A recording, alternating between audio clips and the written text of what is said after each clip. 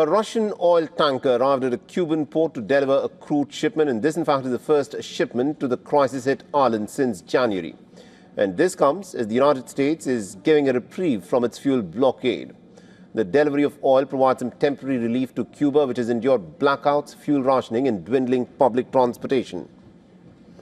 The tanker that is currently under U.S. sanctions by the name of Anatoly Kolotkin entered the port of Matanzas, east of Havana, after sunrise.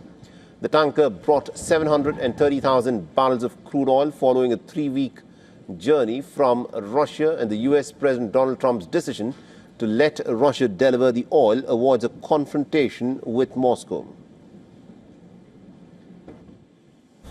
What we need is for more fuel shipments to keep coming in so we can improve the flow, transportation, everything related to fuel.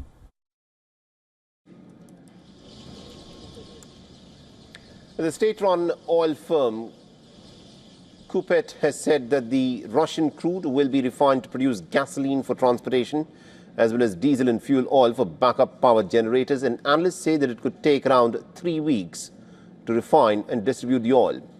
The Cuban Foreign Ministry thanked Russia for its solidarity. The Russian embassy in Cuba responded by saying that it is its duty to help our Cuban brothers under these very difficult conditions.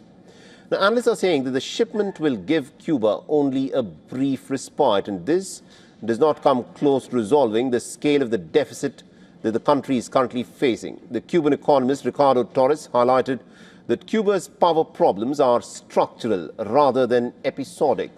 And these developments have come at a time when Trump has mused about taking the communist-ruled Cuba. However, on Sunday, he said that he did not object to Russia or others sending oil to the island. The Kremlin further said that the shipment was discussed in advance with Washington. Cuba was in fact cut off from the oil supplies in January after the U.S. forces ousted its main regional ally. Now, Venezuela's socialist leader Nicolas Maduro, remember, was captured by the Americans, and following this, Trump had threatened tariffs on countries that sent crude to the country. Amidst the ongoing Iran war, Trump has warned that Cuba is next. However, the Cuban president has confirmed in March that Cuban and the U.S. officials are holding talks.